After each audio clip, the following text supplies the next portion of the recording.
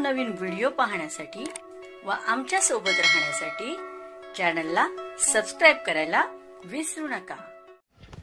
तर बघा काय बातमी आहे, राज्य कर्मचाऱ्यांचे माहे फेब्रुवारी व मे 2025 चे वेतन देयकाबाबत आताची मोठी अपडेट समोर आली आहे। ती म्हणजे नियोजन विभाग मार्फत सरकारी कर्मचाऱ्यांचे सर्वकोष माहिती कोष तयार करण्याचे निर्देश देण्यात आले।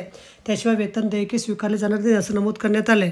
सदर निर्णयामध्ये नमूद करण्यात आले आहेत की राज्य शासन सेवेतील सर्व कर्मचाऱ्यांचा सर्वकोष माहिती कोष अद्ययावत करण्याची कारवाई अर्थ व सांख्यिकी संचालनालयाकडून हाती घेण्यात आलेली आहे। या अंतर्गत सर्व शासकीय कार्यालयांनी त्यांच्या अधीनस्थ दिनांकाची माहिती अद्ययावत करायची आहे।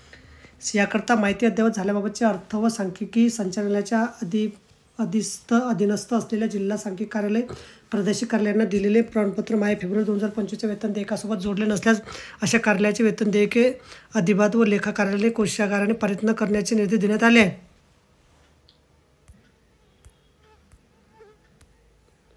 काही तांत्रिक कारणास्तव सध्याचे कर्मचारी सर्वकष माहिती कोष 2024 साठीचे संकेतस्थळ कार्यान्वित नाही।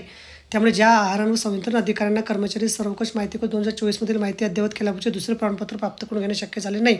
अशा कार्यालयाची माहे फेब्रुवारी 2025 वेतन देयके अर्थ व सांख्यिकी संचालनालयाच्या अधीनस्थ असणाऱ्या जिल्हा सांख्यिकी कार्यालय प्रादेशिक कार्यालयाच्या प्रमाणपत्राशिवाय कोषागार अधिदान व लेखा कार्यालयात सादर करावी व संबंधित कोषागार अधिदान व लेखा कार्यालयाची 80 वेतन देयके पारित करावी असं नमूद करण्यात आलेलं आहे।